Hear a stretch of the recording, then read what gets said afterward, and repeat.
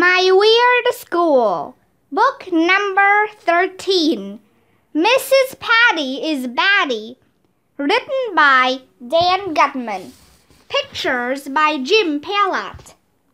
Chapter 1, Mischief Night. My name is AJ, and I hate school. Well, I have to tell the truth. There is one thing about school that I really love. Dismissal. That's when we get to go home. Don't forget to wear your Halloween costumes tomorrow, Mrs. Patty cackled over the loudspeaker before the 3 o'clock bell rang. Halloween is my favorite holiday. She's not kidding. Mrs. Patty celebrates Halloween all year long. There are always cobwebs and spiders covering her desk. She wears earrings that look like little skeletons, and she always has candy in her office. Lots of candy. I like Mrs. Patty. She's the secretary at elementary school. That means she sits in the front office all day and makes announcements over the loudspeaker. Friday is pizza day, she will say. Or, Miss Lazar, please mop up the throw-up in the vomitorium. Or, will the children who left their jackets in the playground please remove their clothes? Being a school secretary is like being a DJ. That is a cool job. I grabbed a piece of candy and ran out the front door of elementary school with my friends, Ryan and Michael. Free at last. What should we do for Mischief Night tonight? Asked Ryan, who once ate a piece of the seat cushion on the school bus. Let's TP somebody's house, said Michael, who never ties his shoes. Yeah! I don't know if you know this or not, but the night before Halloween is Mischief Night. That's the night you go out and do mischief, so it has the perfect name. And TP stands for toilet paper. On Mischief Night, you go out and throw toilet paper all over people's trees. That's the first rule of being a kid. Whose house should we TP? I asked. How about Miss Daisy's house? Ryan suggested. Miss Daisy is our teacher. Nah, Michael said. We'd get in big trouble. How about Mr. Klutz's house? Ryan suggested. Mr. Klutz is our principal. Nah, Michael said. We'd get in even bigger trouble. Speaking of trouble, guess who ran by us at that very moment? It was the most annoying person in the history of the world, Little Miss Perfect, Andrea Young.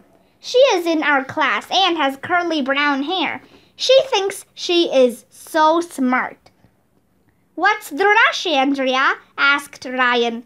I have to finish my homework before ballet class, Andrea said. Why don't you do your homework after ballet class? Michael asked. After ballet class, I have soccer and my cooking class. Andrea takes classes in everything. If they gave a class in going to the bathroom, she would take that class so she could get better at it. I hate her. But seeing Andrea gave me the greatest idea in the history of the world. Let's TP Andrea's house, I told the guys. AJ, you're a genius, said Ryan. Chapter 2, The TPing of Andrea's House. After dinner, I told my parents I was going down the street to Ryan's house. Ryan told his parents he was going down the street to my house. But me and Ryan didn't go over to each other's houses at all. We both went to Andrea's house. Our parents didn't have to know we were going out for Mischief Night. But Michael couldn't come. He was grounded for pulling the arms off his sister's doll. Me and Ryan each brought a roll of toilet paper in our backpacks. This is going to be great, Ryan whispered as we hid behind a car across the street from Andrea's house. Andrea's going to wake up in the morning and find the trees in our yard are covered in toilet paper. I couldn't stop giggling. It will be the greatest day in the history of the world, I said. It was starting to get dark out, but we still had to be careful because we didn't want to get caught. My friend Billy, who lives around the corner, told me that if you get caught Tping somebody's house, the police put you in a jail with no toilet paper. Yuck! But Billy is a big liar anyway. Me and Ryan tiptoed to Andrea's front lawn like we were spies on a mission. It was cool. Be careful not to spit on the ground, I whispered as we pulled the rolls of toilet paper out of our backpacks. Why not? Ryan asked. You don't want to leave any DNA evidence, I said. They could scoop up our spit and prove it came from us. Good thinking, he agreed. I'm in the gifted and talented program at school, so I'm constantly thinking up genius stuff like that. Andrea is in the gifted and talented program too, of course. There's a really big tree in Andrea's front yard. It has a lot of branches, so it's perfect for hanging toilet paper. We decided to loop the toilet paper over the high branches first. After that, we would drape it over the low branches until the whole tree was covered. Okay, I said once we were in position. Ready? Aim, fire! I threw my roll of toilet paper as high as I could. Ryan threw his roll of toilet paper at the same time. Both rolls went sailing up into the tree. But there was just one problem. Those toilet paper rolls didn't unroll. One of the toilet paper rolls bounced off Andrea's house. The other one got stuck in the tree somewhere. It never came down. Bummer in the summer. What did we do wrong? Ryan asked. I guess we should have unrolled them a little before we threw them, I said. Now you tell me, said Ryan. We were going to pick up the toilet paper roll and try again. But suddenly a light went on inside Andrea's house. Andrea stuck her head out the window. Me and Ryan ran and hid behind the tree. Shh, Ryan whispered. I don't think she saw us. Daddy, I heard Andrea yell. Somebody is outside throwing stuff at our house. Run for it, I told Ryan. We didn't stop running until we got home. Chapter 3. 3 Zombies. The next day was October 31st, my favorite day of the year. Do you know why October 31st is my favorite day of the year? I'm not going to tell you. Okay, I'll tell you. Because it's Halloween, and that's my favorite holiday. Well, I guess my favorite holidays are my birthday and Christmas, because I get presents. But on Halloween, you get candy, which is almost as good as getting presents. Halloween is so great. Think about it. All you have to do is walk around in a silly costume, and people give you free candy. What could be better than that? It's a whole holiday devoted to getting candy. Whoever thought up Halloween was a genius. If you ask me, that guy should get the Nobel Prize. That's a prize they give out to celebrate the invention of the first bell. When I marched up the front steps to school, Mrs. Batty was standing in the hallway. She was dressed up like a witch. She had a long bent nose with a huge wart on it. How did that wart stay on? She must have glued it or something. It was gross. I'll get you, my pretty, she shrieked, waving her broomstick at this girl named Annette. And your little dog, too. I don't even have a dog, Annette told her. The front steps were filled with kids dressed as SpongeBobs and Batmans and Oompa Loompas and all kinds of other weird creatures.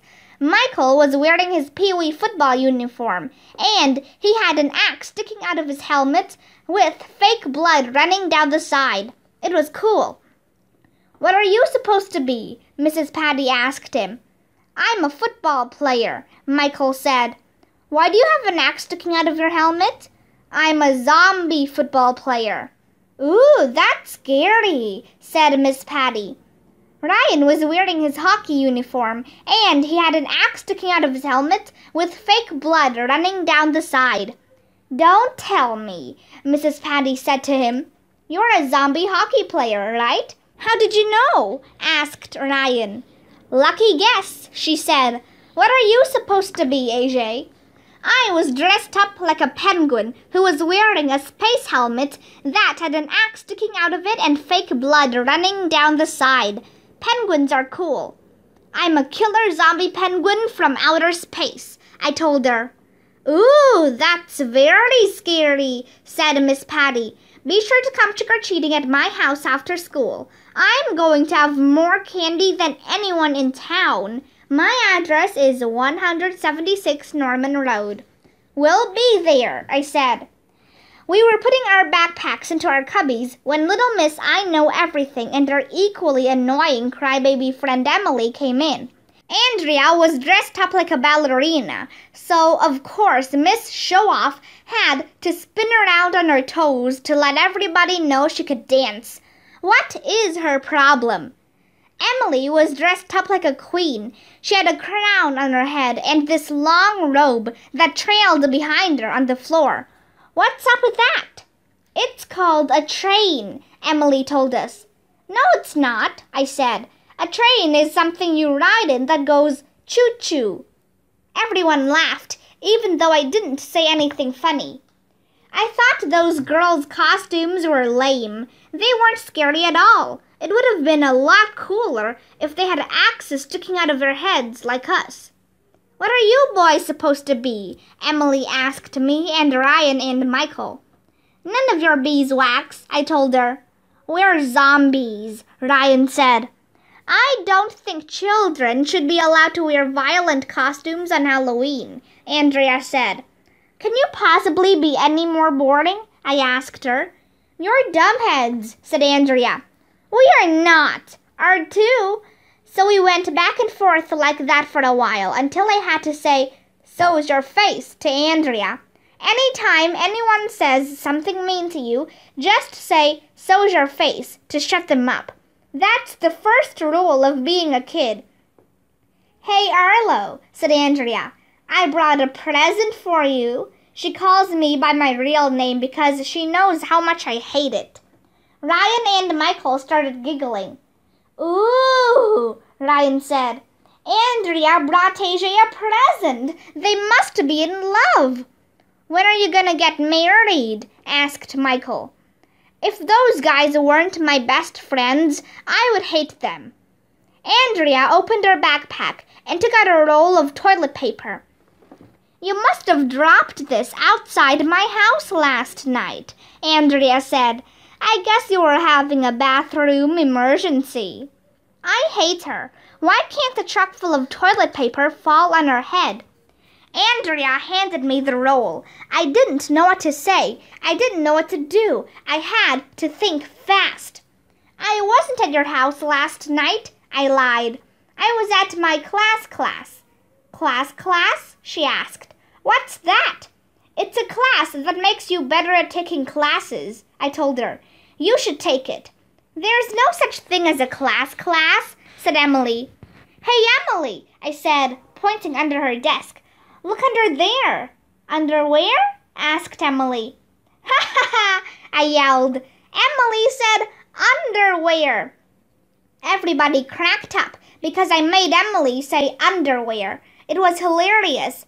Anytime you can get somebody to say underwear, you should get the Nobel Prize. "You're mean," Emily said. Then she started crying and went running out of the room. Emily is weird. Finally, our teacher, Miss Daisy, came in. "Enough chit-chat," she said. Miss Daisy was dressed up as a giant brown ball. Only her head, arms, and legs were sticking out. "What are you supposed to be, Miss Daisy?" everybody asked. "Guess? A basketball?" guessed Ryan. "Nope. A giant poop?" guessed Neil, who he called the nude kid even though he wears clothes. "Nope," Miss Daisy said. "I'm a big bonbon." Bonbons are these chocolate treats Miss Daisy loves. "That's a great costume, Miss Daisy," said Andrea, who never misses the chance to brown-nose a grown-up. "Oh, this is no costume," Miss Daisy said. "I ate so many bonbons that I turned into one." I'm pretty sure she was kidding. Chapter 4. The Emperor Has No Clothes. It's really hard to concentrate on schoolwork when your teacher is dressed up like a giant bonbon. All I could think about was the candy I would be getting when we went trick-or-treating after school. My mouth was watering, but Miss Daisy was trying her best to teach us.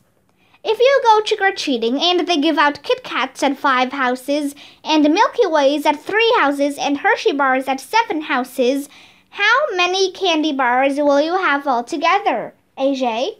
Is anybody giving out Snickers? I asked. That's irrelevant, said Miss Daisy. No, it's not, I told her. An elephant is a big animal with a long trunk. Everybody laughed, even though I didn't say anything funny. I hate Snickers, said Neil the Nude Kid. My favorite candy bar is Three Musketeers. Let's try to stay on task, shall we? Said Miss Daisy. Teachers are always telling us to stay on task. That means we have to talk about boring stuff instead of interesting stuff, like candy bars. I like Twizzlers, said Ryan. Twizzlers aren't candy bars, Michael said. They're licorice. Ugh, licorice is yucky, said Neil the Nude Kid. It gives candy a bad name. We went on like that for a while. Nobody could agree on which candy bar was the best. After a while, Miss Daisy gave up trying to teach anything. All this math talk is making me hungry, she said. We were all excited to march around in our costumes, but Miss Daisy said it wasn't time yet. Finally, after 1,100,000 years, an announcement came over the loudspeaker. It's time for the parade, Mrs. Patty exclaimed. Please bring all classes to the playground. Yay! Everybody yelled. Miss Daisy told us to line up boy, girl, boy, girl, boy, girl. I think she does that so each of us has to be next to somebody we hate. I had to stand behind annoying Emily, the queen of crybabies. We marched in single file to the playground. The whole school was out there in their costumes. It was cool. Even the grown-ups were dressed up. Miss Hannah, our art teacher, dressed up like a famous artist named Picasso. Miss Moll, our gym teacher, dressed up like a famous baseball player named Babe Ruth. Mrs. Cormel, our bus driver, dressed up like a famous NASCAR racer named Jeff Gordon. Mrs. Rupee, our librarian, dressed up like a famous children's book author who I never heard of before. Authors are boring. A lot of the parents came out to see the parade. I saw my mom near the monkey bars. And took a picture of me in my penguin costume. We marched all the way around the playground. I thought that would be the end of the parade, but then we had to march around the playground again. It was starting to get boring. I was sweating in my penguin costume. I was tired. I didn't want to march anymore. My space helmet was fogged up, and it was getting hard to see out of it. I was sick of the dumb parade. I just wanted to go trick-or-treating and get candy. I needed candy. But that's when the most amazing thing in the history of the world happened. I stepped on Emily's queen costume. I didn't mean to step on Emily's queen costume. Really, I was minding my own business, marching around the playground. But her dumb train thing was dragging on the ground behind her, and I couldn't see through my space helmet, and I guess I got too close to her, and I stepped on the train. It would have been okay, except that Emily kept right on walking, like she didn't even know I was standing on her train. What a dumbhead! Anyway, it must have been some cheap costume, because it ripped really easily. The next thing anybody knew, Emily's whole costume was on the ground, and not on Emily. Look! Somebody shouted. Underwear! Well, the only thing funnier than getting someone to say underwear is actually seeing somebody in their underwear. That's the first rule of being a kid. And Emily was standing in the middle of the playground in her underwear. There were even flowers on it. Everybody was pointing and laughing. It was hilarious, a real Kodak moment, and we saw it live and in person. You should have been there. I hope my mom took a picture. Eek! Emily screamed. AJ stepped on my train. It's a train wreck, I said. Get it? But Emily didn't think my joke was very funny. She started crying, of course, and went running off the playground. I don't even know where she went. Well, na-na-na-boo-boo on Emily. That's what you get for dressing up like a dumb queen anyway. Chapter 5. I Rule the School. We marched around the playground for about 1,100,000 hours. Finally, the dumb parade was over and we could go home. Or at least I thought we could go home. First, we all had to go back inside the school and sit in the all-purpose room. There was a fancy chair up on the stage. It was like one of those chairs you see in a palace.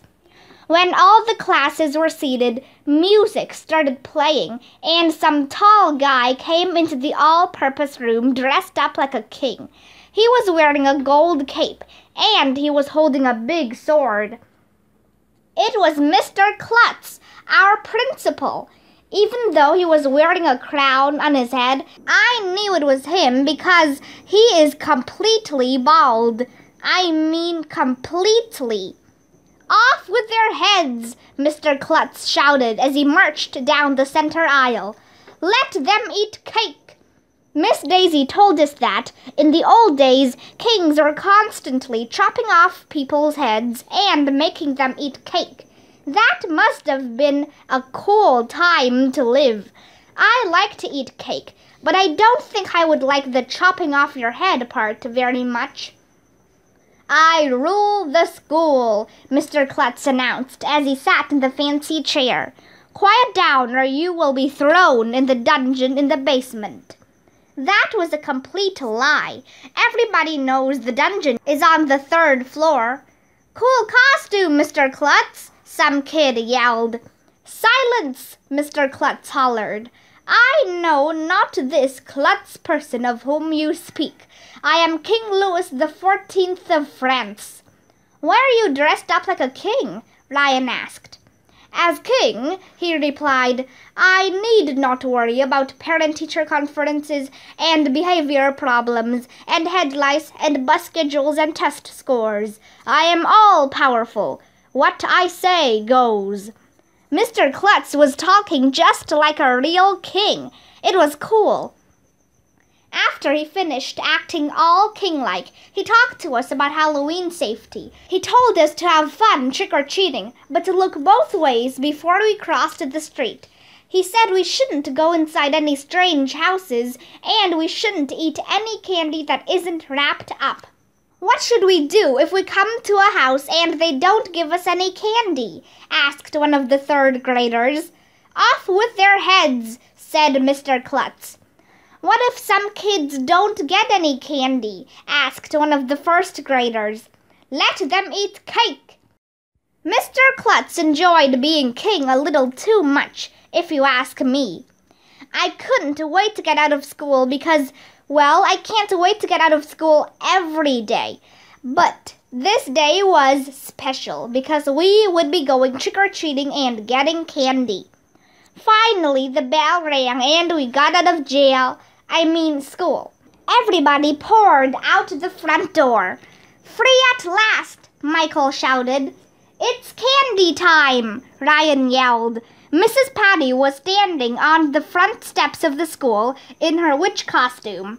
Her wart still didn't fall off. She told us again that we should make sure to trick-or-treat at her house because she has more candy than anyone in town. And remember, she said, don't let the Halloween monster catch you. The what? I've never heard of the Halloween monster, I said. Oh, sure, said Mrs. Batty. Every year, the Halloween monster chops up kids, steals their candy, and keeps it for himself. Yikes! The Halloween monster! I looked at Michael. Michael looked at Ryan. Ryan looked at me. Then we all tore out of there as fast as we could.